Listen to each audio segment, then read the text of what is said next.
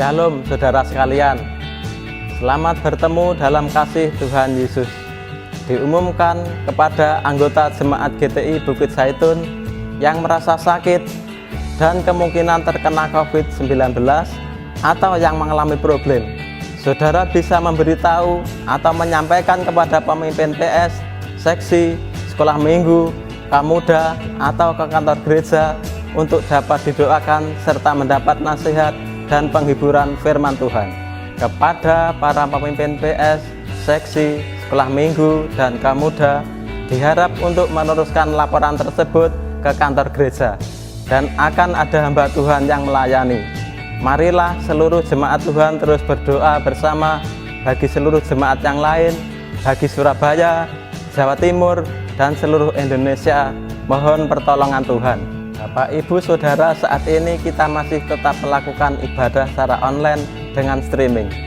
Adapun daftar jadwal ibadah yang kita dapat ikuti adalah sebagai berikut.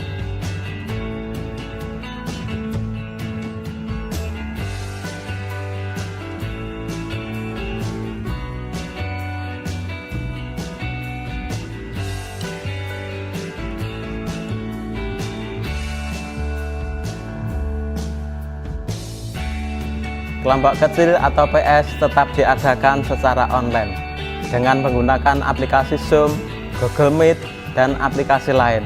Untuk informasi lebih lanjut bisa menghubungi pimpinan PS masing-masing atau pada kantor gereja di nomor 031 531 2222.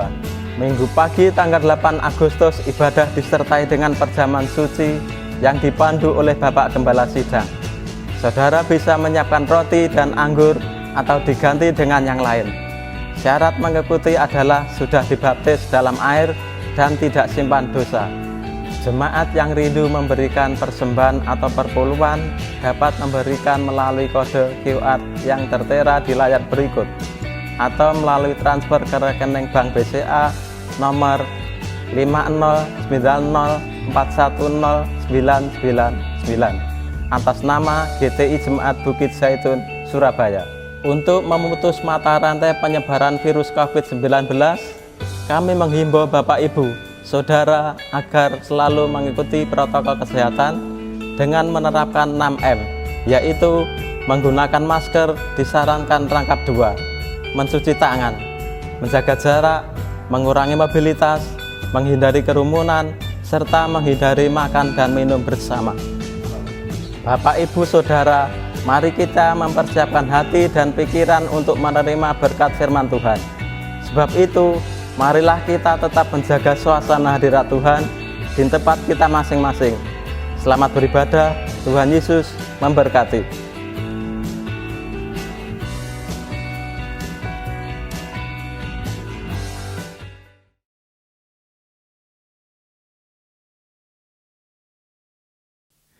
Puji Tuhan. Bapak Ibu saudara sekalian yang dikasihi Tuhan, selamat sore, shalom. Senang sekali saudara bisa bertemu kembali lewat ibadah online, bisa bertemu kembali melayani dan berjumpa dengan saudara sekalian di Surabaya. Saudara, pertama-tama kami mengucapkan terima kasih buat Bapak Gembala, buat Om Yusuf yang sudah memberikan kesempatan untuk kami boleh sedikit membagikan kebenaran firman pada sore hari ini. Dan saudara, kami juga mau menyampaikan salam dari Gereja Bukit Zaitun Cabang Sydney. Salam dari kami, juga dari Gembala Sidang setempat, Bapak Pendeta Daniel bersama dengan Ibu, juga beserta dengan seluruh jemaat yang ada di Gereja Bukit Sion Sydney. Kami menyampaikan salam buat saudara semua yang ada di GBZ Surabaya. Puji Tuhan. Saudara, sekalipun kita berada di benua yang berbeda, di negara yang berbeda, tapi hari-hari ini kita sedang mengalami kondisi yang sama, saudara. Kita semua sedang mengalami pembatasan atau mungkin yang juga diistilahkan sebagai lockdown. Namun demikian, saudara, sekalipun kita mengalami kondisi seperti ini, tapi kita punya satu seruan yang sama. Tuhan Yesus baik. Amin, saudara. Mari katakan pada saudara di sebelah kanan kiri saudara, Tuhan Yesus baik, haleluya.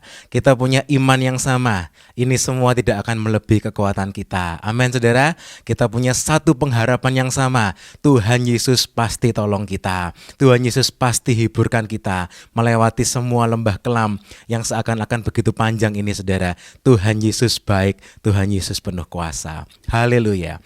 Saudara yang dikasihi Tuhan, sore hari ini kita akan sama-sama melihat satu judul dari firman Tuhan. Dan judul yang akan kita lihat pada sore hari ini adalah tentang 3 langkah menuju terobosan rohani di akhir zaman. Sekali lagi, tentang 3 langkah menuju terobosan rohani di akhir zaman.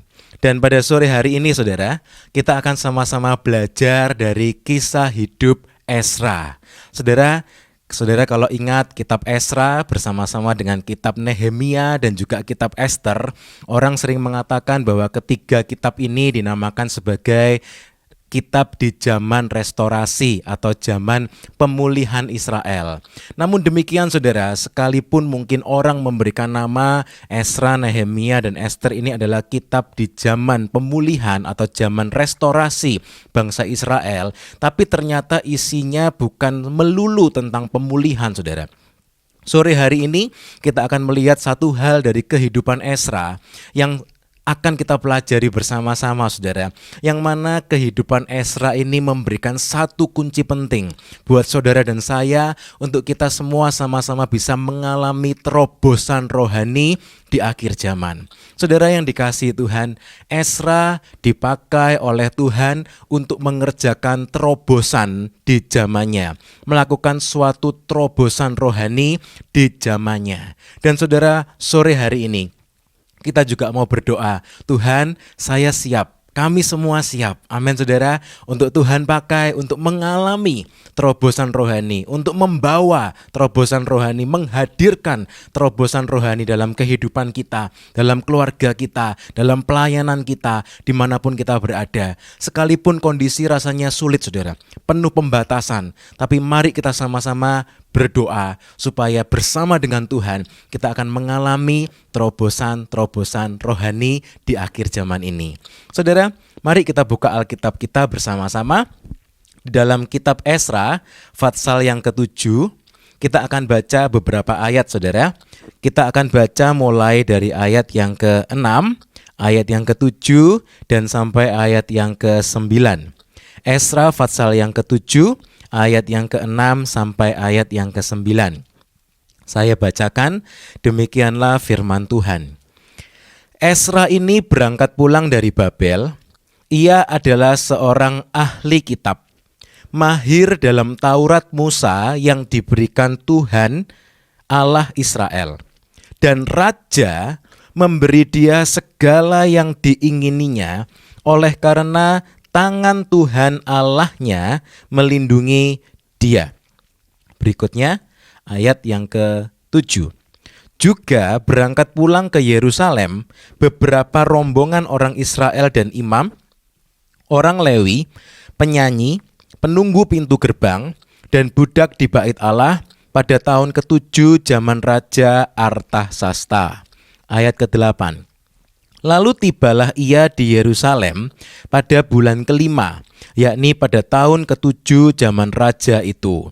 Ayat yang ke-9, tepat pada tanggal 1 bulan pertama, ia memulai perjalanannya pulang dari Babel, dan tepat pada tanggal 1 bulan ke-5, ia tiba di Yerusalem oleh karena tangan murah Allahnya itu melindungi dia. Amin. Puji Tuhan. Saudara yang dikasihi Tuhan, kita sudah sama-sama membaca satu cuplikan dari kisah kehidupan Ezra yang mulai dicatat di Ezra Fatsal yang ke-7. Lalu mungkin timbul pertanyaan kita, loh ini kan kitab Ezra. Lalu mengapa Ezra baru diceritakan dalam Fatsal yang ke-7? Lalu apa yang terjadi dengan Fatsal yang pertama sampai dengan Fatsal yang ke-6? Saudara yang dikasihi Tuhan, izinkan saya untuk sedikit memberi latar belakang sekilas tentang kehidupan Ezra atau tentang kitab Ezra ini saudara. Dalam Ezra Fatsal yang pertama dicatat bagaimana Tuhan menggerakkan Raja Kores untuk mengizinkan orang-orang Israel pulang kembali ke negaranya. Dan yang mana Alkitab mencatat dalam pasal yang pertama, itu semua untuk menggenapkan firman Tuhan yang sudah disampaikan melalui mulut Nabi Yeremia. Nah saudara, singkat cerita, lalu dalam pasal yang pertama dimulailah rombongan yang pertama itu pulang kembali, saudara. Sebab itu dikatakan ini zaman restorasi atau era restorasi. Orang Israel kembali dari negeri pembuangannya setelah lebih kurang 70 tahun kembali ke negara Israel yang saat itu keadaannya begitu mengenaskan, puing-puing, saudara. Nah, rombongan pertama selesai pulang. Lalu ternyata Ezra itu tidak ada dalam rombongan yang pertama, saudara. Karena sejarah mencatat Ezra waktu itu belum lahir. Dan kira-kira 70 tahun setelahnya Ezra kemudian lahir. Dan kemudian ketika Ezra berusia kira-kira 22 sampai 23 tahun, dimulailah kisah hidupnya dicatat, saudara, dalam Ezra pasal yang ke-7. Mulai kira-kira Ezra umur 22 atau 23 tahun. Saudara, mungkin ada yang sore ini saudara sambil ketika saudara mendengar mengikuti ibadah online ini, ada mungkin yang berumur 22 atau 23 tahun, saudara. Tuhan bisa pakai saudara seperti Ezra. Amin, saudara. Haleluya. Dan saudara, ternyata hidupnya Ezra ini dipakai Tuhan luar biasa, dicatat dalam Alkitab. Karena Ezra ini mengalami satu terobosan rohani yang luar biasa, membawa orang Israel untuk bertumbuh bersama-sama, saudara, dalam keadaannya yang terpuruk, dalam keadaannya yang mengenaskan. Tapi Ezra ini dipakai Tuhan untuk membangkitkan orang Israel, untuk membawa orang Israel mengalami tingkatan kerohanian yang lebih tinggi lagi di dalam Tuhan. Dan ternyata saudara, umur Ezra tidak terlalu panjang. Sejarah mencatat, saudara, kira-kira usia 40 tahun kemudian Ezra meninggal dunia. Tapi dalam usianya yang sangat singkat ini, saudara, Ezra mengizinkan Tuhan memakai kehidupannya luar biasa. Ada banyak terobosan-terobosan yang dialaminya. Dan kalau kita pelajari pagi ini, apa terobosan yang dialami Ezra, saudara? Kita lihat tadi dalam ayat-ayat yang kita baca.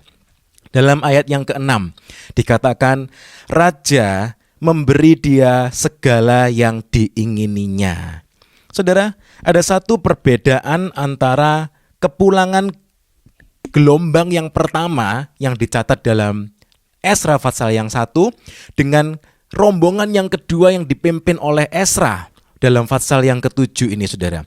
Dalam pasal yang pertama Tuhan menggerakkan Raja Kores, sehingga kemudian Raja Kores memberikan pengumuman orang Israel mulai pulang. Dan kemudian saudara, dalam rombongan yang kedua ini Tuhan bekerja dengan cara yang berbeda. Tuhan mengizinkan Ezra ini ditunjuk oleh Raja untuk mengadakan satu kegerakan pengajaran di dalam negara Israel yang masih dalam tahap pemulihan itu, saudara. Tuhan mengirim Ezra untuk mengadakan satu kegerakan pengajaran. Dan di ayat tadi kita dapat melihat, saudara, bagaimana Alkitab mencatat raja memberi dia segala yang diingininya. Oleh karena apa, saudara? Oleh karena tangan Tuhan Allahnya melindungi dia. Tangan Tuhan begitu nyata atas hidup Ezra. Dicatat lagi sekali, saudara, dalam ayat yang ke-9. Ketika Ezra memulai perjalanannya pulang, bulan pertama, dan sampai tanggal 1 bulan yang kelima, dia tiba di Yerusalem. Sekali lagi Alkitab mencatat, oleh karena tangan murah Allahnya itu melindungi dia. Haleluya. Saudara yang dikasihi Tuhan, dicatat 2 kali untuk menjelaskan kepada saudara dan saya bagaimana hidup Ezra itu benar-benar berbeda. Dan tangan Tuhan Allahnya, penyertaan tangan Tuhan itu begitu nyata atas kehidupan Ezra, sekalipun itu zaman yang begitu sulit, saudara. Zaman yang begitu mengenaskan, saudara. Zaman yang penuh dengan kesulitan, zaman yang penuh dengan hal-hal yang tidak enak yang dialami oleh orang Israel di zaman itu, saudara. Namun Alkitab mencatat tangan Tuhan Allahnya ada atas kehidupan Ezra. Dikatakan tangan Tuhan Allahnya, tangan murah Allahnya itu melindungi dia. Haleluya. Saudara, berapa banyak saudara yang rindu sore ini ketika saudara dengar firman, ketika kita sama-sama melihat dari kehidupan Ezra, berapa banyak saudara yang rindu tangan Tuhan Allahnya, tangan murah Allahnya itu ada atas kehidupan kita, nyata atas kehidupan kita. Haleluya. Dan saudara, selanjutnya kita baca, saudara, mengapa ini semua bisa terjadi dalam kehidupan Ezra? Mengapa tangan Tuhan Allahnya, perlindungan Allahnya, mengapa tangan murah Allahnya itu nyata dalam kehidupan Ezra, saudara? Dalam ayat berikutnya, kita baca sama-sama, saudara, Ezra pasal 7 ayat yang ke-10. Di sana dikatakan demikian, sebab, sekali lagi saudara, sebab artinya ayat 10 ini menjelaskan apa yang sudah kita baca di ayat-ayat sebelumnya, saudara. Sebab Ezra telah bertekad, dalam terjemahan lama dikatakan membetulkan hatinya untuk meneliti Taurat Tuhan dan melakukannya serta mengajar ketetapan dan peraturan di antara orang Israel. Jadi ternyata semua ini, saudara, diawali dari hatinya Ezra. Haleluya. Saudara yang dikasihi Tuhan, seringkali manusia hanya melihat luarnya, saudara. Manusia hanya melihat, orang itu hebat, orang itu sukses, orang itu disertai Tuhan, orang itu dilindungi Tuhan, orang itu tangan murah Allahnya ada atas kehidupannya. Orang itu kok rasanya hidupnya enak. Ezra itu kok begitu enak kelihatannya hidupnya. Saudara, seringkali manusia hanya melihat dari luar, tapi firman Tuhan menunjukkan kepada kita bukan hanya apa yang nampak dari luar, tapi firman Tuhan menunjukkan dengan begitu jelas rahasia di dalam kehidupan Ezra. 1 Samuel 16 ayat yang ke-7 berkata, manusia melihat penampilan luar, manusia melihat perawakannya, manusia melihat taraf kesuksesan seseorang, tapi firman Tuhan melihat sampai ke dalam hati kita. Dan ayat ini dicatat supaya saudara dan saya mengerti apa yang ada di dalamnya Ezra ini, saudara. Alkitab mencatat karena Ezra dikatakan bertekad, atau dalam terjemahan lama dikatakan membetulkan hatinya, atau dalam terjemahan yang lain juga dikatakan mempersiapkan hatinya. Untuk apa? Untuk meneliti Taurat Tuhan, untuk melakukan Taurat Tuhan, untuk mengajarkan Taurat Tuhan, yaitu ketetapan dan peraturan di antara orang Israel. Saudara, hatinya Ezra ini diarahkan sepenuhnya kepada firman. Hatinya Ezra ini diarahkan kepada Taurat Tuhan. Firman Tuhan berkata, carilah dulu kerajaan Allah dan kebenarannya. Apa kebenaran dari kerajaan Allah itu? Firman Allah adalah kebenaran. Yohanes 17 ayat 17. Hatinya Ezra diarahkan pada kebenaran kerajaan Allah. Dan semuanya itu ditambahkan dalam kehidupan Ezra. Perlindungan Tuhan, penyertaan Tuhan itu begitu nyata dalam kehidupan Ezra, sehingga Ezra mengalami terobosan rohani. Saudara yang dikasihi Tuhan, kita akan sedikit melihat apa yang dimaksud dengan terobosan rohani ini, saudara. Terobosan rohani ini dalam bahasa lain bisa dikatakan kemajuan, saudara. Menerobos maju, menerobos ke depan, menerobos untuk naik kepada tingkatan yang berikutnya. Tingkatan yang berikutnya itu bisa dikatakan seperti ini, saudara. Kita sama-sama bergerak dari keselamatan yang sudah kita terima oleh anugerah Tuhan. Efesus 2 ayat 8-9 berkata, oleh anugerah engkau diselamatkan, itu bukan hasil usahamu, itu bukan perbuatanmu, tetapi itu karena kasih karunia Allah. Kita bergerak bersama-sama dari keselamatan yang sudah saudara dan saya terima, terus bergerak, saudara. Menuju apa? Menuju kepada ukuran yang penuh. Dalam Efesus pasal yang keempat ayat yang ke-13 dikatakan, terus bertumbuh menuju pada kedewasaan penuh. Tingkat pertumbuhan yang sesuai dengan kepenuhan Kristus. Efesus 4 ayat yang ke-13. Ini adalah perjalanan hidup orang beriman. Perjalanan hidup saudara dan saya. Kita terus bergerak, menerobos maju. Kenapa perlu menerobos? Saudara, kata-kata menerobos itu dicatat ketika Daud dihadang oleh musuh, saudara. Siapa musuhnya? Orang Filistin. Dan saudara perhatikan, dalam 2 Samuel pasal yang ke-5, di sana dicatat bahwa ketika itu Daud diurapi menjadi raja atas Israel. Ketika urapan itu hendak diberikan atau sudah diterima oleh Daud, musuh itu gak pernah tinggal diam. 1 Petrus 5 ayat yang ke-8 mengatakan, karena musuh kita iblis itu seperti singa yang terus mengaum-aum, siap untuk menelan mangsanya, terus beredar-edar keliling.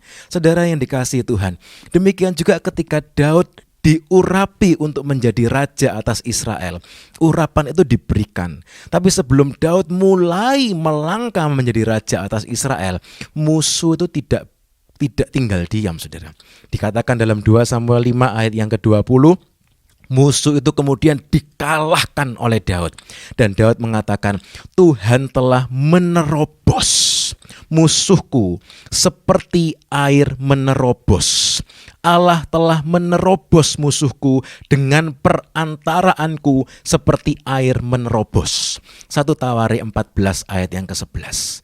Pertumbuhan rohani itu, saudara, bergerak dari keselamatan menuju kepada ukuran yang penuh itu. Akan ada begitu banyak tantangan, akan ada begitu banyak musuh yang tidak mau melihat urapan yang sudah kita terima ketika kita diselamatkan itu terus meningkat. Musuh itu tidak mau lihat seperti itu, saudara. Apalagi di akhir zaman ini, saudara, kita harus sama-sama waspada. Kita harus sama-sama terus melekat kepada pokok anggur yang benar. Kita harus sama-sama melekat kepada firman, sehingga saudara dan saya, kita dimampukan untuk mengalami terobosan rohani di akhir zaman. Saudara yang dikasihi Tuhan, dalam keadaan seperti ini, doa kita semua adalah jangan ada yang lemah, letih, lesu dalam kerohanian kita. Amin, saudara. Kalau mungkin sudah begitu lamanya kita semua tidak bisa mengalami kehidupan bergereja seperti yang sebelum pandemik ini kita alami bersama, saudara. Cara-cara pelayanan kemudian harus diubah, disesuaikan dengan pembatasan yang ada. Cara ibadah anak-anak kita yang sekolah minggu, semuanya jadi terbatas, saudara. Tapi pesan firman Tuhan tetap sama. Jangan lemah, letih, lesu rohani kita menghadapi ini semua, saudara. Jangan kemudian tinggal diam. Saudara, beberapa orang merasa, wah enggak enak, persekutuan sel lewat Zoom mungkin. Wah enggak enak, ibadah kok di depan kaca, ibadah kok di depannya handphone, rasanya enggak enak. Saya tunggu saja sampai nanti kembali normal. Kapan kita bisa kembali normal? Kita belum tahu. Saudara, jangan menyia-nyiakan kesempatan yang ada. Selagi kita menunggu kesempatan yang bisa kita pakai saudara. Jangan ada yang lemah, letih, lesu. Mari terus menyala-nyala. Seperti apa yang sudah kita sama-sama pelajari, saudara. Biarlah rohmu menyala-nyala di dalam Tuhan. Terus menerobos maju. Nah, saudara, Ezra memberikan satu kunci kepada saudara dan saya. Untuk kita semua sama-sama terus menerobos maju, saudara. Jangan tetap tinggal diam di tempat. Mari terus bertumbuh. Justru dengan begitu banyak pembatasan yang kita alami hari-hari ini, saudara, mungkin lebih banyak waktu yang kita miliki, sekalipun juga banyak tantangan yang kita hadapi, saudara. Tapi mari kita pakai sama-sama untuk bertumbuh, bergerak, menerobos maju, saudara. Seperti Daud mengalami, Tuhan menolong Daud menerobos maju. Saudara, dalam keadaan orang Israel di tengah pembuangan, saudara, hidup Ezra betul-betul nyata bahwa Esra menerobos maju. Dia tidak mau dininabobokkan dengan sikon yang ada. Dia tidak mau sama-sama menyerah seperti orang-orang Israel yang lainnya mungkin. Ya sudah, bagaimana lagi? Kita hidup di negeri pembuangan. Kita memang hidup seperti ini. Mungkin nasibnya kita kurang baik karena kita sekarang ada di negeri pembuangan. Coba mungkin kalau kita hidup di zamannya Daud, hidup di zamannya Salomo. Itu bukan cara hidup Esra. Cara hidup Esra adalah terus menerobos maju. Tangan Tuhan nyata. Mengapa? Karena hati Esra diarahkan, dibetulkan, bertekad, dipersiapkan untuk meneliti Taurat Tuhan, melakukannya dan mengajarkannya.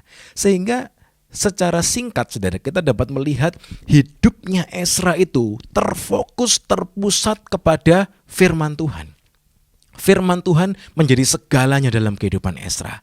Dan inilah kunci saudara, bagaimana saudara dan saya bisa mengalami terobosan rohani. Berikutnya saudara, kita mau lihat mengapa firman Tuhan itu begitu penting saudara. Atau yang dalam zamannya Esra dikenal sebagai Taurat Tuhan. Esra membetulkan hatinya untuk Taurat Tuhan dan selalu Taurat Tuhan. Firman berkata saudara, langit dan bumi akan berlalu, tetapi perkataanku tidak akan berlalu. Saudara, kalau kita hanya fokus pada hal-hal yang di dalam dunia ini saja, saudara, bumi ini akan berlalu, saudara. Bahkan dalam ayat Yesaya 40 ayat yang ke-8 dikatakan di sana, rumput menjadi kering, bunga menjadi layu, tetapi firman Allah kita tetap untuk selama-lamanya. Saudara, hidup yang diarahkan ke Taurat Tuhan akan tetap kokoh. Satu ayat lagi. Dalam Amsal, pasal yang ke-30, ayat yang ke-5, dikatakan, semua firman Allah adalah murni. Ia adalah perisai bagi orang-orang yang berlindung padanya. Haleluya. Saudara yang dikasihi Tuhan, hidupnya Esra itu selalu diarahkan kepada firman. Mengapa? Karena firman itu yang kekal. Kalau hidup kita hanya difokuskan kepada perkara-perkara yang di dunia ini saja, saudara, tidak melekat kepada dasar yang paling kokoh, maka saudara, hidup ini akan diombang-ambingkan, jadi tidak menentu. Kita sekarang melihat berita-berita yang ada, saudara. Berita-berita yang terus silih berganti. Virus yang terus berubah, saudara. Terus bermutasi. Saudara, semua ini bisa mengombang-ambingkan kita, saudara. Tapi kita harus melekat kepada sesuatu yang sangat kokoh. Apakah itu? Kebenaran firman Tuhan. Sebab itu dikatakan dalam Mazmur, saudara, firman-Mu adalah pelita bagi kakiku dan terang bagi jalanku. Mazmur 119 ayat yang ke-105.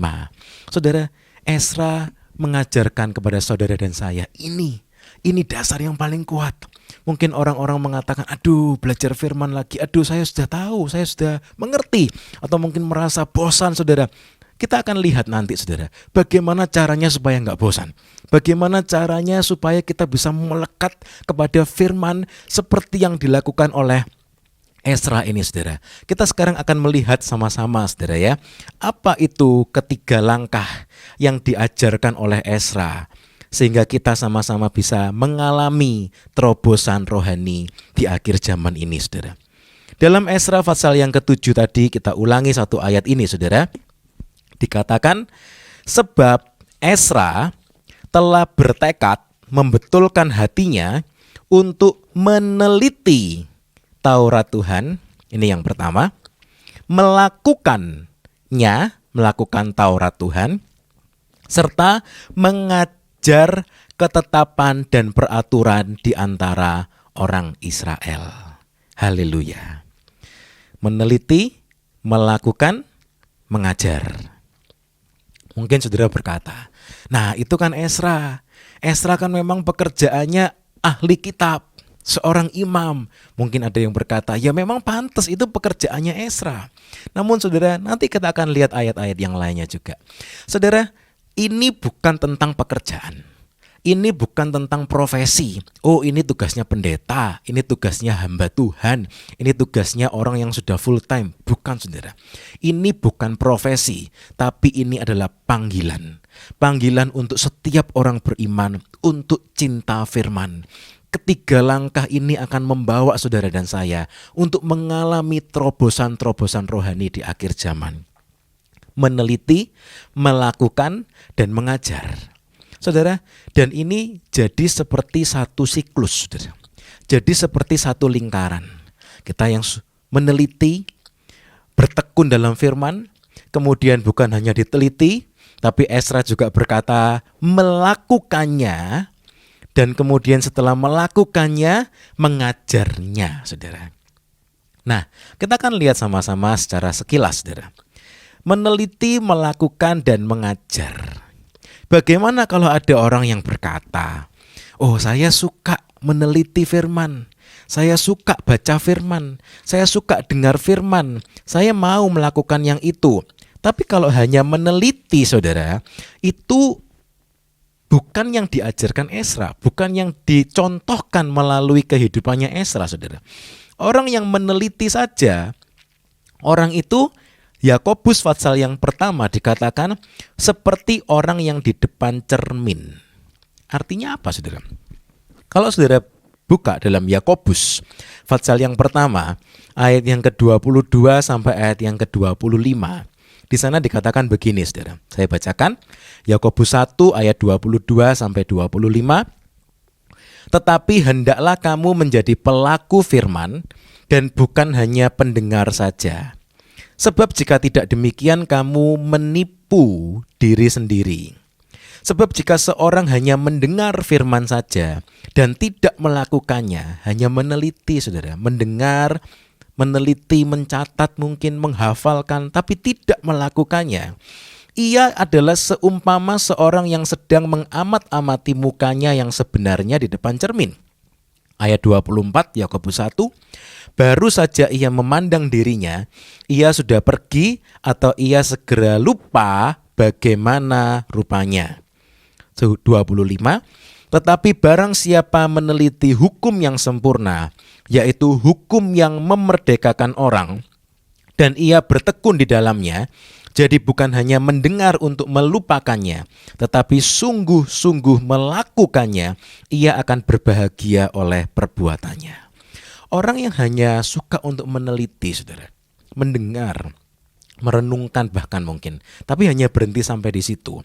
Alkitab berkata orang itu diumpamakan seperti seorang yang mengamat-amati mukanya di depan cermin. Mengamat-amati, bahkan melakukan pengamatan, saudara.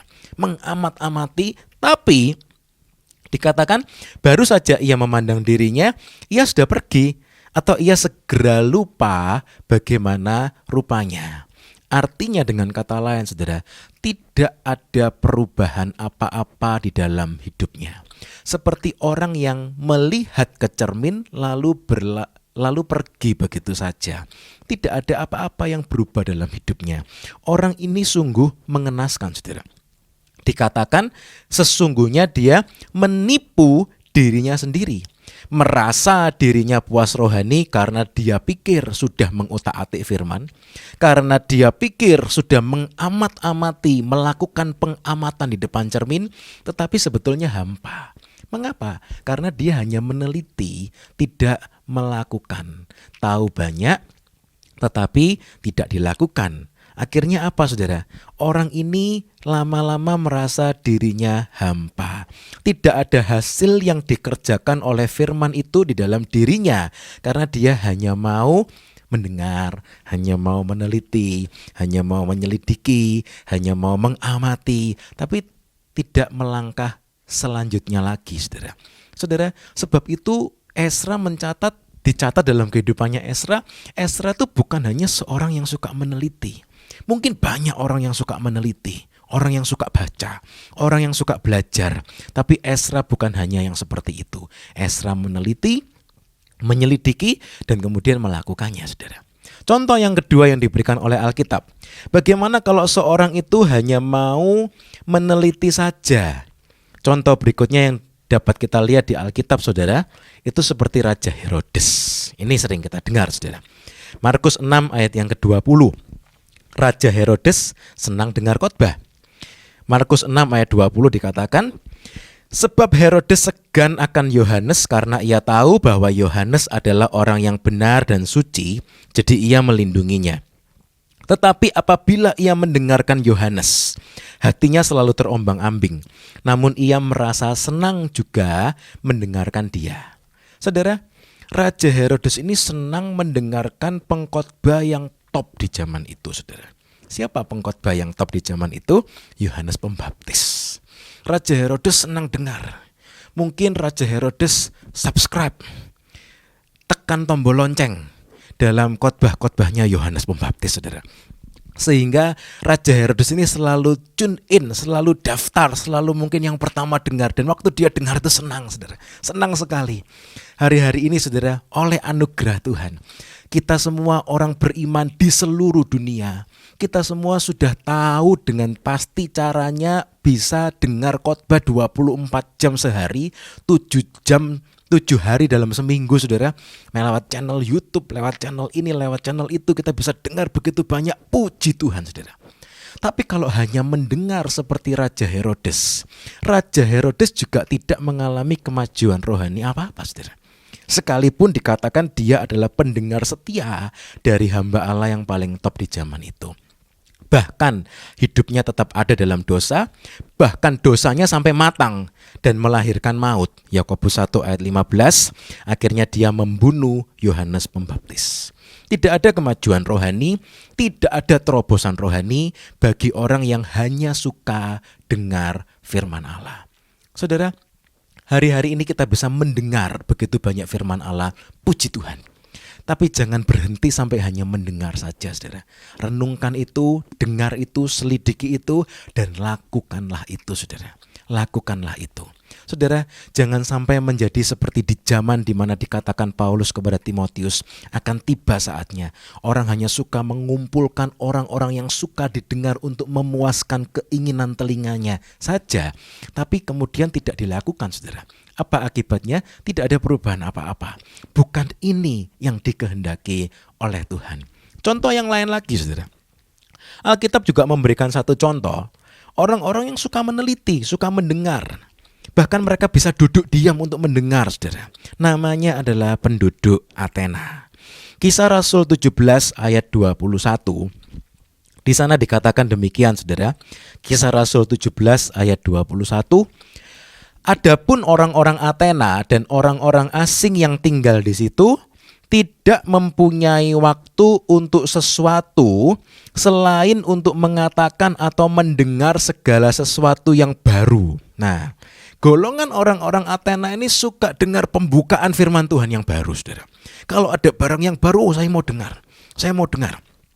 Saat itu, saudara, Paulus sedang ada di kota Athena dan Paulus sedang menyampaikan tentang Injil, tentang kabar baik, keselamatan di dalam nama Tuhan Yesus Kristus, tentang kebangkitan orang mati, tentang kuasa Tuhan Yesus, saudara, tentang apa yang akan terjadi, rencana-rencana Allah yang sudah dinyatakan dalam firman Tuhan, dan itu sesuatu yang baru bagi orang Athena.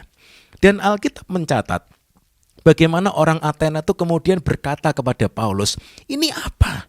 Ini kelihatannya sesuatu yang baru. Mari saya mau dengar. Dan kemudian mereka dicatat di Alkitab bahwa orang-orang yang di situ tidak punya waktu untuk sesuatu selain untuk mengatakan atau mendengar segala sesuatu yang baru. Artinya apa? Mereka dengan antusias duduk mendengar kalau ada sesuatu yang baru. Tapi begitu sesuatu yang baru itu begitu tajam, saudara, begitu dalam dan mau mengubah kehidupan mereka, apa yang dikatakan mereka? Mereka malah mengolok-olok. Tanggapannya justru mengejek dan bosan. Kisah Rasul 17 ayat 32. Saudara yang dikasihi Tuhan, mendengar segala sesuatu yang baru itu baik, saudara. Tapi kalau yang kita sukai hanya sesuatu yang baru dan baru saja, tapi tidak mau dilakukan, bukan itu juga yang dikehendaki oleh Tuhan. Saudara, di akhir zaman akan ada begitu banyak pembukaan firman Tuhan yang baru oleh anugerah Tuhan. Dan itu semua bukan hanya untuk didengarkan dan dikumpulkan, tapi juga untuk dilakukan. Nah, saudara, kalau orang-orang itu hanya mau meneliti saja, dikatakan bisa seperti orang di depan cermin, bisa seperti Raja Herodes, atau seperti orang Athena, suka meneliti saja, saudara. Dan ada juga perumpamaan yang lain yang dikatakan firman Tuhan, seperti orang yang membangun rumahnya di atas pasir.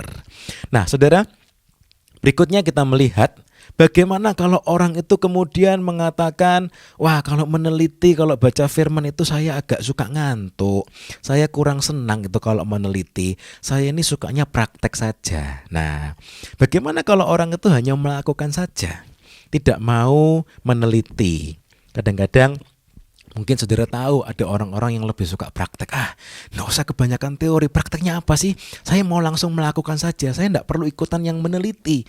Ajarkan saja, kasih tahu saya langsung lakukan. Tapi saya nggak mau meneliti dengan kemauan saya sendiri. Saya tidak mau meneliti sendiri. Saudara, Alkitab juga memberikan contoh. Kalau hanya melakukan saja tanpa menyelidiki, itu juga bukan sikap yang baik. Dalam Roma pasal yang ke-10, ayat yang pertama sampai ayat yang kedua. Di sana dikatakan tentang orang Israel pada umumnya, saudara. Dikatakan dalam surat itu demikian. Orang Israel itu sungguh-sungguh giat untuk Allah. Luar biasa, saudara ya. Sungguh-sungguh giat untuk Allah. Cara ibadahnya itu begitu rajin. Tidak ada yang luput. Seperti apa yang juga dialami oleh Paulus sebelum dia bertobat. Tetapi dikatakan apa oleh Paulus? Mereka sungguh-sungguh giat untuk Allah, tetapi tanpa pengertian yang benar. Saudara, orang yang hanya mau melakukan tanpa menyelidiki sendiri, saudara, tanpa punya pengalaman pribadi dalam merenungkan menyelidiki firman Tuhan, orang itu berisiko terjebak seperti Roma 10 ayat 1 sampai 2 ini, saudara. Banyak praktek, banyak aktivitas, tetapi tanpa pengertian yang benar. Akibatnya apa? Mungkin istilahnya tabrak sana, tabrak sini, saudara. Mengapa? Karena semua hanya didasarkan pada pemikiran dirinya sendiri. Mau melakukan ini, ingin berbuat baik, ingin ini, ingin itu, tapi tanpa dasar yang benar, saudara. Ingin pelayanan, ingin mengerjakan lebih lagi, tapi tanpa pengertian yang benar. Saudara yang dikasihi Tuhan, orang yang seperti ini berisiko menjadi tersesat karena tidak berpijak pada dasar yang benar. Markus 12 ayat 24.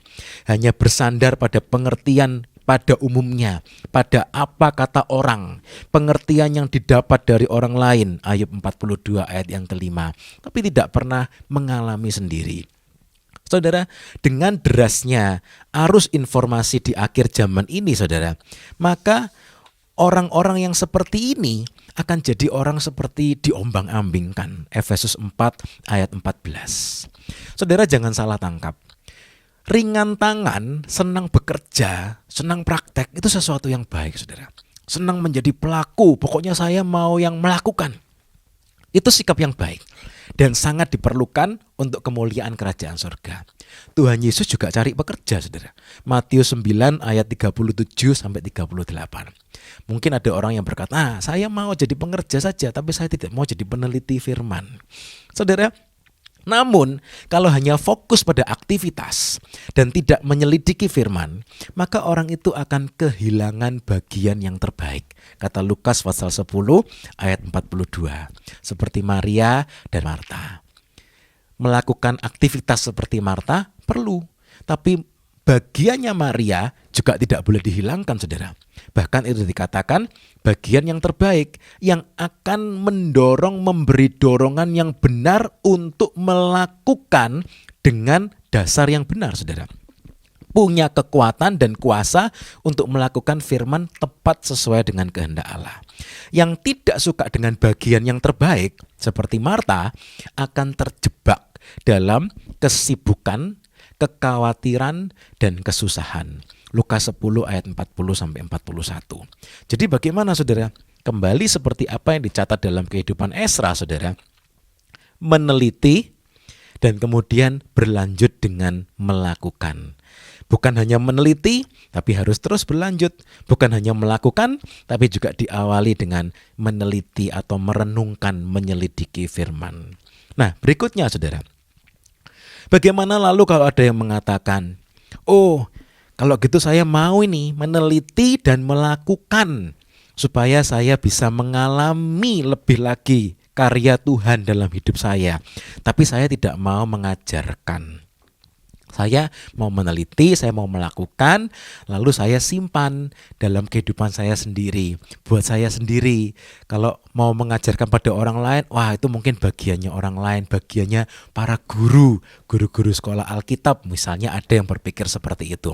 Saudara, sekali lagi kembali kepada kitab Esra, saudara, ini bukan profesi. Ini bukan pekerjaan. Oh, itu pekerjaannya guru, bukan. Tapi ini adalah panggilan buat setiap orang beriman, buat setiap saudara dan saya. Kita dipanggil untuk meneliti, untuk melakukan, dan kemudian untuk mengajarkannya. Mengapa, saudara? Saudara, ada satu ayat dalam firman Tuhan yang dikatakan, Paulus itu orang yang suka meneliti, saudara. Dia menulis begitu banyak surat, dia juga melakukannya, dan dia juga mengajarkannya. Kalau dalam kapasitas Paulus mendapat kepercayaan untuk mengajar lebih banyak orang. Tapi prinsipnya sama, saudara. Apa prinsipnya? Ketika kita mulai membagikannya kepada orang lain, mengajar itu berarti apa yang kita alami, yang kita lakukan, lalu kita bagikan mulai dari orang yang paling dekat dengan kita. Bagikan kepada orang-orang seisi rumah kita, kepada suami, istri kita, orang-orang yang kita kenal, kita saksikan, kita bagikan, ajarkan. Lalu apa yang terjadi, saudara? Dalam 1 Tesalonika pasal yang kedua, ayat yang ke-19, Paulus mengatakan, kalau orang itu hanya meneliti dan melakukan dan tidak mau mengajarkan, orang itu akan kehilangan 3 hal ini, saudara. Dia akan kehilangan pengharapan, dia akan kehilangan sukacita, dia akan kehilangan mahkota. Saya bacakan dalam 1 Tesalonika 2 ayat yang ke-19. Demikian dikatakan dalam firman Tuhan. 1 Tesalonika 2 ayat 19, sebab siapakah pengharapan kami, pengharapan, atau sukacita kami, sukacita, atau mahkota kemegahan kami di hadapan Yesus Tuhan kita, mahkota. Pada waktu kedatangannya, kalau bukan siapa? Kamu. Jadi orang Tesalonika itu yang dilayani oleh Paulus menjadi pengharapan, menjadi sukacita, menjadi mahkota kemegahan. Atau dengan kata lain, ketika itu sudah kita alami dan kita bagikan kepada orang lain, itu menjadi pengharapan kita, sukacita kita, mahkota kemegahan kita. Saudara, apa artinya membagikan firman ini? Membagikan firman itu sesuatu yang sangat sederhana. Bukan berarti harus dilakukan di dalam kelas, mengajar. Jadi seperti bapak guru, ibu guru mengajar di kelas. Bukan seperti itu, saudara. Mengajarkan itu berarti membagikan. Alkitab mengatakan, ini adalah satu hal yang sangat sederhana. Bahkan dapat dilakukan oleh perempuan Samaria yang baru saja bertobat. Yohanes 4 ayat 28-30. Orang yang baru bertobat, dia mengalami Tuhan dan dia bagikan itu.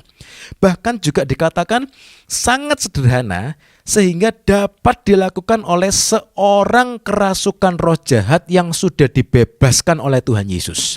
Dalam Markus 5 ayat 19-20. Artinya apa, saudara? Ini bukan sesuatu yang sulit. Karena prinsipnya, saudara bisa buka dalam Markus 5 ayat 19, dicatat demikian. Beritahukanlah kepada mereka segala sesuatu yang telah diperbuat oleh Tuhan atasmu dan bagaimana ia telah mengasihani engkau. Ini prinsipnya, saudara. Kita hanya memberitahukan apa yang telah diperbuat Tuhan atas kita, bagaimana Tuhan mengasihani kita, bagaimana kita mengerti firman dan kita melakukannya, itu yang kita bagikan, saudara. Misalnya kita belajar, kita merenungkan dan kita melakukan tentang hidup kudus, tentang mengampuni, tentang bagaimana kita bisa tetap bersuka cita di dalam pengharapan, bagaimana tentang pergumulan kita untuk terus hidup kudus sekalipun banyak tantangan. Itu kita renungkan, kita lakukan, dan kita ajarkan, kita bagikan. Saudara, sesederhana itu, namun ini adalah kunci yang luar biasa. Bagaimana kalau seandainya yang lain lagi, saudara? Kalau ada orang yang mau mengajar saja, tapi tidak mau melakukan. Loh, apa ada? Ada, saudara. Alkitab mengatakan ini seperti orang-orang Farisi dan ahli Taurat. Matius 23 ayat yang ketiga. Tuhan Yesus berkata, sebab itu turutilah dan lakukanlah segala sesuatu yang mereka ajarkan kepadamu, tetapi janganlah kamu turuti perbuatan-perbuatan mereka, karena mereka mengajarkannya tetapi tidak melakukannya. Ada orang-orang yang mengajar, berani untuk membagi-bagikan, karena memang dia mungkin tahu banyak dibagi-bagikan, tapi dia tidak melakukan. Orang itu jadi seperti ahli Taurat, jadi seperti orang Farisi. Bukan demikian yang dikehendaki Tuhan. Lalu apa yang dikehendaki Tuhan? Kembali lagi saudara ke Esra pasal 7 ayat yang ke-10 ini. Haleluya. Ayat ini begitu luar biasa saudara. Meneliti, melakukan, dan kemudian ajarkan saudara. Seakan-akan ketiga hal ini saudara bisa dikatakan membentuk seperti satu siklus, satu lingkaran yang sambung menyambung, berkesinambungan dalam hidup orang beriman. Meneliti, melakukan, mengajar. Dan ketika kita mengajar, seperti Paulus katakan tadi, siapakah pengharapan kami, sukacita kami, mahkota kemegahan kami kalau bukan kamu? Ketika Paulus mulai membagikan, ketika saudara dan saya mulai membagikannya, kita akan bisa merasakan sukacita itu saudara. Karena kita izinkan aliran kuasa itu mengalir dalam hidup kita, tidak mampet saudara. Sehingga apa yang terjadi saudara? Kita seolah-olah bisa dikatakan seperti mendapat kekuatan yang baru. Untuk apa? Untuk meneliti lebih lagi, untuk melakukan lebih lagi, untuk mengajarkannya lebih lagi saudara. Haleluya. Saudara, sehingga ini yang selalu dilakukan Esra. Dia bertekad hatinya, membetulkan hatinya, mempersiapkan hatinya, terus meneliti. Bukan cuma diteliti, tapi dilakukan. Bukan cuma dilakukan, lalu diajarkan, saudara. Diajarkan, ini loh saya ajari kamu seperti ini, karena saya sudah melakukannya, dan itu sudah ditelitinya, saudara. Sehingga apa, saudara? Itu terus membuat satu kekuatan, satu siklus, satu putaran dalam kehidupannya Esra. Dan itu yang terus dilakukan Esra, saudara. Haleluya. Saudara, mari kita sama-sama renungkan dan kita mau berkomitmen untuk melakukannya. Nah, saudara, untuk membuat lebih sederhana, dalam perjanjian baru, dalam wasiat baru, ada contoh yang lain, saudara. Dicatat dalam kitab 1 Timotius, pasal yang keempat, ayat 13 sampai ayat yang ke-16. Dengan pesan yang sama, saudara. Paulus berkata kepada Timotius, 1 Timotius 4 ayat yang ke-13. Sementara itu, sampai aku datang, bertekunlah dalam membaca kitab-kitab suci, dalam membangun, dan dalam mengajar. Sama, disuruh mengajar, saudara. Mengapa? Berikutnya, ayat 14. Jangan lalai dalam mempergunakan karunia yang ada padamu, yang telah diberikan kepadamu oleh nubuat dan dengan penumpangan tangan sidang penatua. Perhatikan ayat 15, saudara. Perhatikanlah semuanya itu, hiduplah di dalamnya, supaya, boleh baca sama-sama saudara, 1, 2, 3, kemajuanmu nyata kepada semua orang. Sekali lagi, supaya kemajuanmu nyata kepada semua orang. Ayat 16, Awasilah dirimu sendiri dan awasilah ajaranmu. Bertekunlah dalam semuanya itu, karena dengan berbuat demikian engkau akan menyelamatkan dirimu dan semua orang yang mendengar engkau. Haleluya.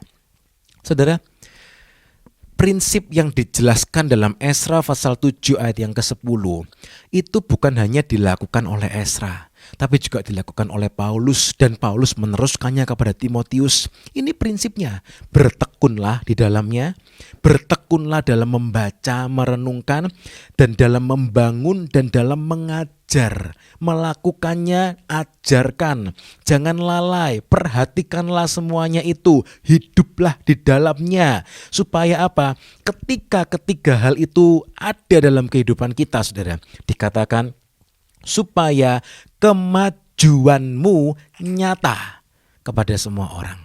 Saudara yang dikasihi Tuhan, berapa lama kita sudah mengikut Tuhan Yesus?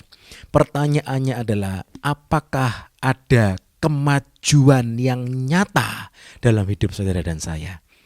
Biarlah kita merenungkan dan bertanya ini pada diri kita masing-masing.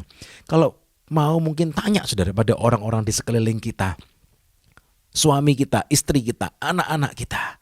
Nak, bagaimana nak menurut kamu? Papa ini ada kemajuan yang nyata enggak bertahun-tahun ini? Saudara, dan kita siap untuk mendengar jawaban mereka, saudara. Alkitab berkata bagaimana supaya ada kemajuan yang nyata dalam hidup saudara dan saya? Firman berkata, kembali kepada firman.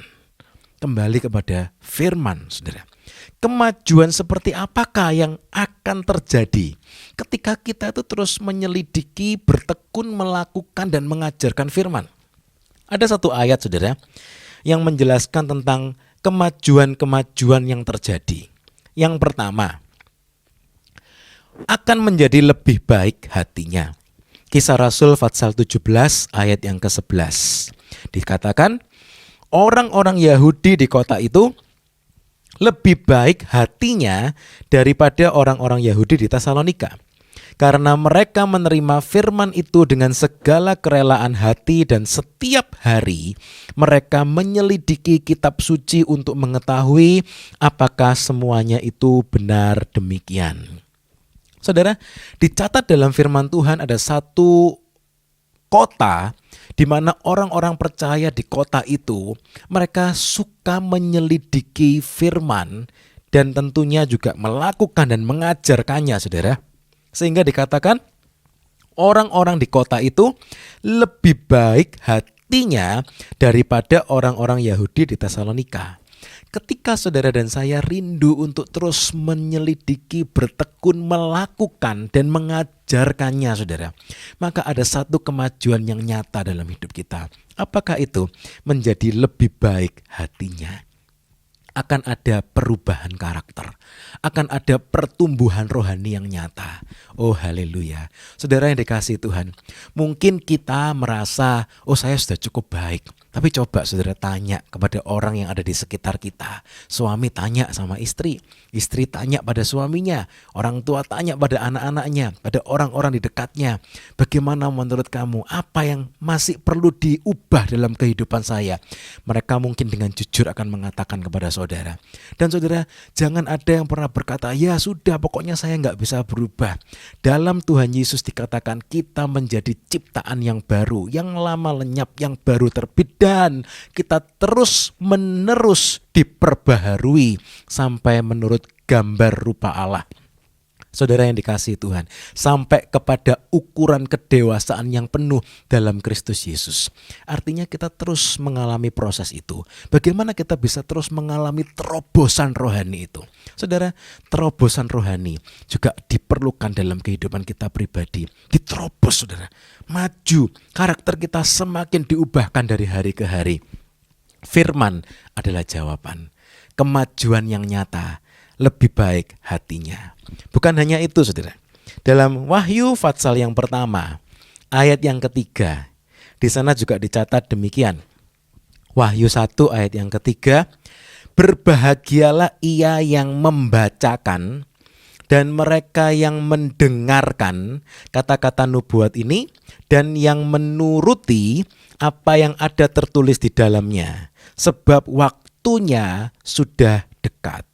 Kitab Wahyu kita tahu ini semua tentang akhir zaman, saudara. Tapi ternyata kitab Wahyu itu bukan hanya untuk diketahui, saudara.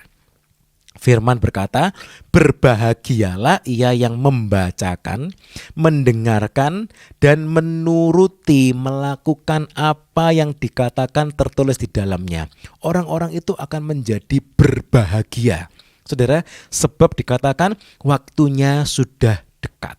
Akan ada satu kemajuan rohani yang nyata, di mana orang beriman ini akan menjadi semakin siap dan lebih siap menanti-nantikan kedatangan Tuhan. Bahkan 2 Petrus 3:12 berkata, menantikan dan mempercepat kedatangan hari Tuhan. Saudara yang dikasihi Tuhan, berapa banyak orang kadang-kadang mereka merasa takut dengan kedatangan Tuhan, dengan tanda-tanda yang ditulis dalam firman Tuhan. Mereka merasa, waduh nanti bagaimana ya? Mereka mungkin merasa takut. Tapi saya percaya kita semua yang mengasihi Tuhan, sekalipun kita tahu bahwa metra yang pertama, kedua, ketiga, dan keempat itu akan terjadi sebelum pengangkatan, saudara. Tapi kita juga percaya bahwa hujan akhir akan juga dinyatakan secara luar biasa, saudara. Dan kita semua sama-sama tahu dan kita menantikan, tidak lagi jadi ketakutan, tapi kita menanti-nantikan. Wahyu 1 ayat 3 berkata, berbahagialah. Saudara, ketika kita terus bertekun di dalam firman, maka orang itu akan dimampukan untuk bergerak dari sikap yang seperti Felix menjadi orang yang bisa berseru Maranatha, saudara. Apa itu Felix? Saudara, kalau ingat dalam Kisah Rasul 24 ayat 25, di sana dicatat seorang yang namanya Felix. Felix ini juga suka dengar Paulus, saudara. Dan kemudian ketika Paulus mulai menjelaskan tentang akhir zaman, tentang kedatangan Tuhan, tentang penghakiman yang akan datang, dikatakan dalam Alkitab, Felix kemudian berkata, takut. Dia mengatakan, sudah jangan bicarakan yang hal itu lagi. Dan kemudian akhirnya Paulus juga tidak bisa apa-apa, saudara, karena dia menolak. Padahal dia sebelumnya suka dengar. Saudara, Felix ini adalah gambaran orang-orang yang takut menghadapi akhir zaman, menghadapi penghakiman yang akan datang. Tapi saudara, ketika kita terus bertekun dalam firman, kita akan bergerak dari sikap Felix menuju kepada orang yang bisa berseru Maranatha. 1 Korintus 16 ayat 22b, artinya Tuhan kami datanglah. Kami rindu menantikan kedatangan-Mu. Saudara, ketika kita terus bertekun, melakukan, mengajarkan firman, kita menjadi lebih siap sedia dan kita semakin rindu akan kedatangannya Tuhan yang kedua. Haleluya. Yang ketiga, saudara, yang terakhir. Apa yang akan terjadi ketika orang itu terus meneliti, melakukan dan mengajarkan firman? Akan ada kemajuan yang nyata. Tentu ada banyak hal yang terjadi, saudara, tapi kita hanya melihat 3 hal ini sore ini.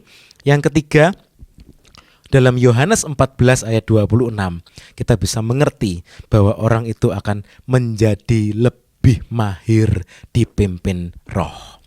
Yohanes 14 ayat 26 berkata, tetapi penghibur, yaitu Roh Kudus, yang akan diutus oleh Bapa dalam namaku, dialah yang akan mengajarkan segala sesuatu kepadamu dan akan mengingatkan kamu akan semua yang telah kukatakan kepadamu.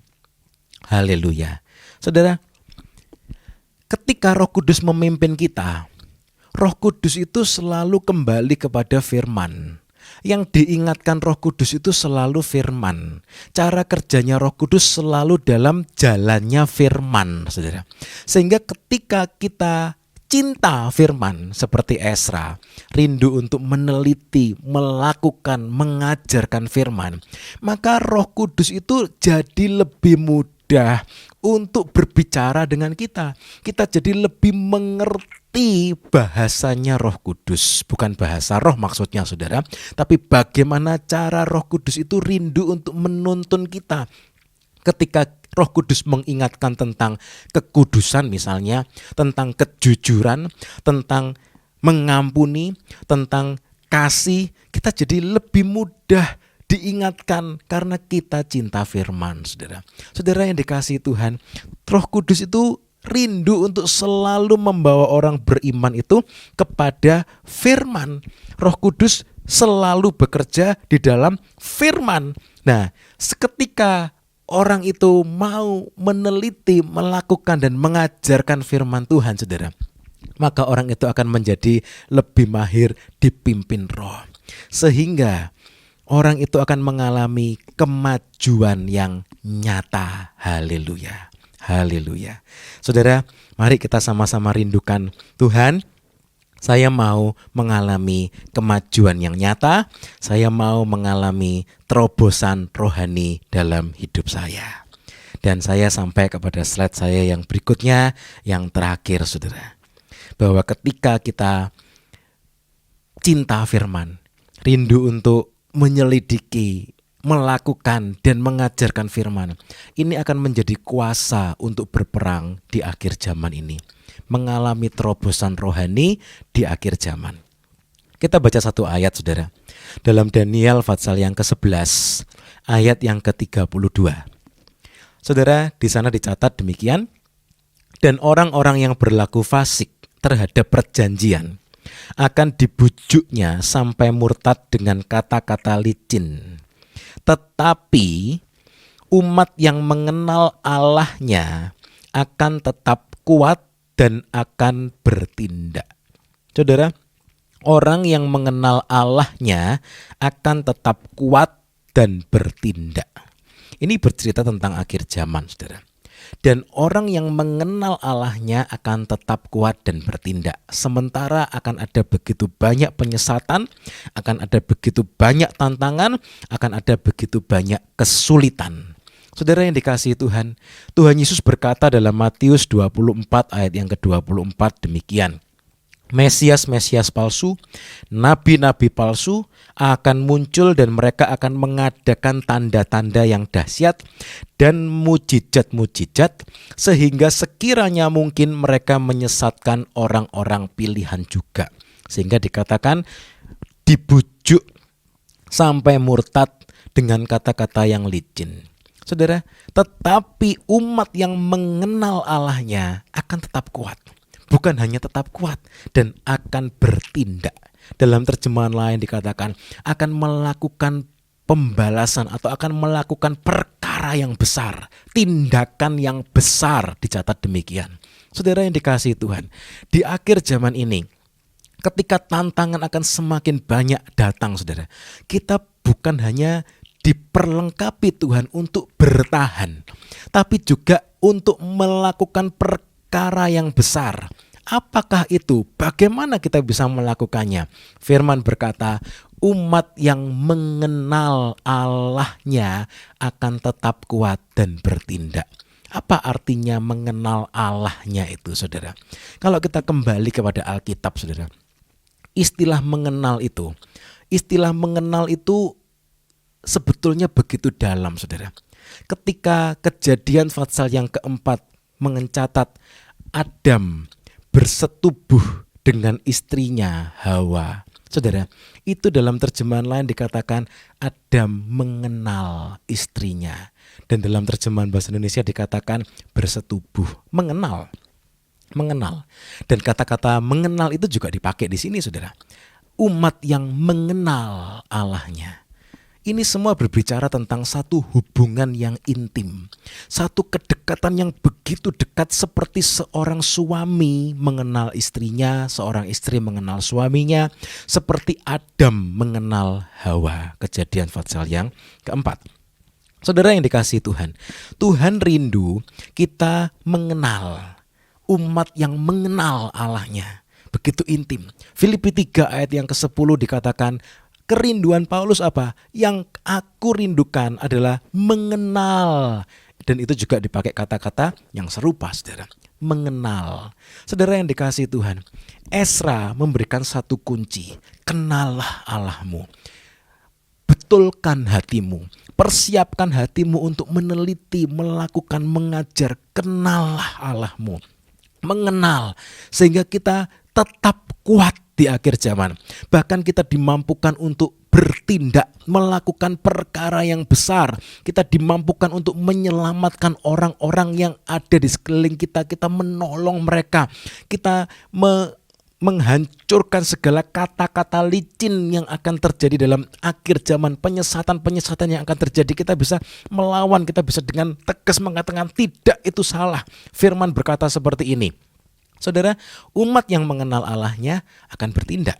Nah, saudara, kalau kita ingat tentang peperangan rohani, saudara ingat dalam Efesus pasal yang ke-6, di sana dicatat tentang peperangan rohani. Dan Paulus berkata ada banyak senjata-senjata yang dikatakan sebagai selengkap senjata Allah. Seperti di gambar ini, saudara, dikatakan berikat pinggangkan kebenaran, berbaju sirahkan keadilan, kaki yang berkasutkan kerelaan untuk memberitakan Injil. Dalam segala keadaan gunakan perisai iman. Dengan perisai itu kamu akan dapat memadamkan panah api dari si jahat. Efesus 6 ayat 17, terimalah ketopong keselamatan. Saudara, kalau kita renungkan, Paulus menjelaskan perlengkapan senjata rohani seperti dalam Efesus pasal 6. Tapi yang tadi sudah kita baca, kelima hal itu bersikap pasif, saudara. Bersikap pasif. Artinya apa? Pakai ikat pinggang kebenaran, pakai baju sirah keadilan, pakai kasut kerelaan untuk memberitakan Injil, pakai perisai iman, pakai ketopong keselamatan. Dan semuanya harus ada, saudara. Tapi pertanyaannya adalah, apakah ketika kita berperang, lalu prajurit itu akan lepas ikat pinggangnya, kemudian ikat pinggangnya dipakai untuk jadi seperti pecut begitu, saudara? Bukan seperti itu caranya berperang. Apakah waktu berperang kemudian baju sirahnya dilepas kemudian dipakai buat mukulin musuh, saudara? Bukan seperti itu caranya berperang. Apa kemudian kasutnya dilepas, kemudian kasutnya dipakai dilemparkan kepada musuh? Bukan seperti itu. Apakah ketopongnya dilepas kemudian ketopongnya dilempar untuk mengalahkan musuh? Bukan seperti itu, saudara. Itu semua harus ada di posisinya masing-masing, yang mana itu semua bertahan atau pasif. Tapi ada satu yang disebut terakhir, saudara. Dalam Efesus 6 ayat 17 dikatakan apa? Yang terakhir yaitu pedang roh. Apakah pedang roh itu? Firman Allah. Saudara, dari keenam senjata yang disebut, saudara, semuanya bersikap pasif, bertahan, dan harus diperlengkapi dengan yang terakhir. Apakah itu? Pedang roh. Pedang roh yaitu firman Allah. Inilah yang kita pakai untuk berperang di akhir zaman ini. Apa, saudara? Kuasa firman. Kuasa firman. Pedang roh. Firman yang diurapi oleh Roh Kudus. Kita belajar firman, kita punya firman, kita simpan firman, kita lakukan firman, kita ajarkan firman di dalam pimpinan dan pengurapan Roh Kudus. Inilah pedang. Inilah kuasa untuk berperang mengalahkan musuh. Kalau tidak ada firman, saudara, kita seakan-akan seperti prajurit yang siap berdiri, saudara. Tapi kemudian tidak tahu harus lawan musuh dengan apa. Mungkin musuh memukulin kita, ya sudah, kita cuma bisa diam. Musuh menembaki kita dengan panah berapi, kita punya perisai untuk memadamkannya. Tapi kita tidak punya pedang itu. Sebab itu dikatakan umat yang mengenal Allahnya akan tetap kuat dan akan bertindak. Haleluya. Saudara yang dikasihi Tuhan, kita semua hidup di penghujung di akhir zaman ini, saudara. Kita semua tidak tahu kapan waktunya, tapi satu yang kita tahu, akhir zaman pasti lebih dekat daripada kemarin, saudara. Artinya kita semakin terus mendekat kepada akhir zaman. Tantangan akan semakin banyak terjadi. Haleluya. Saudara, kita tidak takut, tapi justru kita menantikan dengan penuh pengharapan. Tuhan, saya percaya firman Tuhan pasti digenapi. Tuhan tidak akan tinggalkan kita bergumul sendirian. Dan bahkan kita bisa berkata, Maranatha. Kita terus sama-sama bertekun untuk menyelidiki firman, melakukan firman. mengajarkan firman, dan kita akan mengalami terobosan demi terobosan. Hidup kita semakin diubahkan, semakin diperbaharui dari hari ke hari, semakin seperti Kristus. Haleluya. Kita semakin mahir dipimpin Roh, kita semakin siap bahkan mempercepat kedatangan hari Tuhan. Akan ada kemajuan yang nyata. Haleluya. Seperti yang dinasihatkan Paulus kepada Timotius. Dan kita mau terus punya pedang itu, saudara. Kuasa untuk berperang di akhir zaman ini. Tantangan banyak akan datang, tapi kita mau perangi, Ada begitu banyak tantangan yang kita hadapi hari-hari ini, saudara. Bukan hanya masalah pandemik, tapi juga masalah-masalah yang lain. Tantangan terhadap kekudusan hidup dan yang lain-lainnya. Oh, ada begitu banyak, kalau diceritakan satu persatu habis waktu, saudara. Tapi intinya tantangan semakin besar. Kita semua sama-sama persiapkan diri. Kita mau punya pedang firman Tuhan. Saudara, mari kita sama-sama satukan hati kita. Kita mau berdoa. Tuhan, mari Tuhan ajarkan kami seperti Ezra.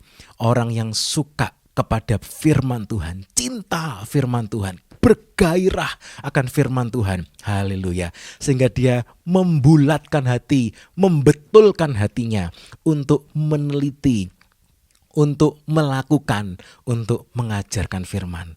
Dan kalau saudara baca dalam kitab Ezra seutuhnya, saudara akan melihat bagaimana Ezra betul-betul bergairah untuk membawa orang Israel kembali kepada firman Tuhan. Dan saudara bisa baca di bagian di pasal-pasal yang terakhir dari kitab Ezra. Suatu pembaharuan besar-besaran, suatu kegerakan pengajaran dicatat dalam Ezra pasal 7 juga. Bagaimana Ezra membawa kegerakan pengajaran itu. Dan Tuhan betul-betul berkenan akan kehidupan Ezra. Hidupnya dicatat untuk menjadi contoh bagi saudara dan saya. Haleluya.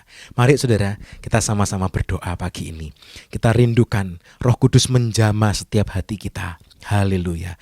Dimanapun saudara berada dari rumah masing-masing, pagi ini ketika firman kita dengar, ketika firman berbicara dalam setiap kehidupan kita berdoa saudara, biar kita semua memberikan satu tanggapan yang baik, satu tanggapan yang benar. Ya Tuhan, saya mau cinta firman-Mu, saya mau melakukan firman-Mu, saya mau mengajarkan firman-Mu. Oh haleluya, haleluya. Terima kasih Tuhan Yesus, terima kasih. Terima kasih Tuhan untuk kebenaran firman-Mu Tuhan. Terima kasih Tuhan Yesus buat contoh hidup Ezra yang sudah kami pelajari sore hari ini. Terima kasih Tuhan buat semuanya. Terima kasih Tuhan Yesus. Tuhan, kami berdoa sore ini Tuhan. Tuhan, kami mengucap syukur buat contoh hidup Ezra yang sudah kami pelajari sore ini. Haleluya, haleluya. Tuhan Yesus, kami berdoa saat ini Tuhan. Mari Tuhan, supaya apa yang sudah kami dengar ini Tuhan, bukan hanya kami dengar, kami tidak mau menjadi seperti Herodes yang hanya suka mendengar. Kami tidak mau jadi seperti orang Athena yang hanya suka mau menantikan hal-hal yang baru. Tapi Tuhan, kami mau berdoa pagi ini dalam nama Tuhan Yesus. Mari Tuhan, Tuhan yang tolong, oh haleluya. Supaya kami Tuhan menjadi pelaku-pelaku firman-Mu. Supaya kami menjadi pengajar-pengajar firman-Mu. Mulai dari orang-orang yang paling dekat dengan kami. Tuhan, tolong Tuhan. Tuhan, mari Tuhan yang pimpin kami semua. Pegang tangan kami. Mari Roh Kudus, Engkau yang pimpin kami. Supaya apa yang sudah kami pelajari, bukan hanya kami tahu, tapi kami juga mau melakukannya. Kami mau mengajarkannya di dalam nama Tuhan Yesus. Haleluya, haleluya. Terima kasih Tuhan Yesus. Terima kasih buat semuanya. Kami siap Tuhan untuk diutus menjadi garam yang asin, menjadi terang yang menyala, menjadi terang dunia, garam dunia. Kemanapun Engkau mengutus kami pergi Tuhan, supaya kami senantiasa membawa kebenaran firman-Mu, melakukan dan mengajarkannya buat orang-orang di sekeliling kami.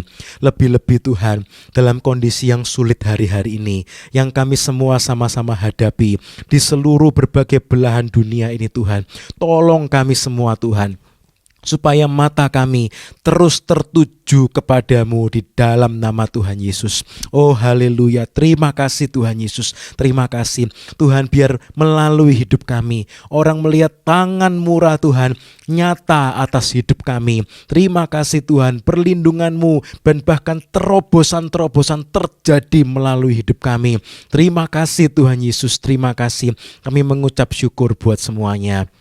Tuhan, kami terus bawa dalam doa Tuhan, untuk kondisi yang kami alami hari-hari ini. Tuhan, tolong Tuhan, setiap pemerintahan Tuhan, setiap Departemen Kesehatan, juga semua yang ada di garis depan Tuhan. Tuhan, mari Engkau yang berikan hikmat-Mu Tuhan.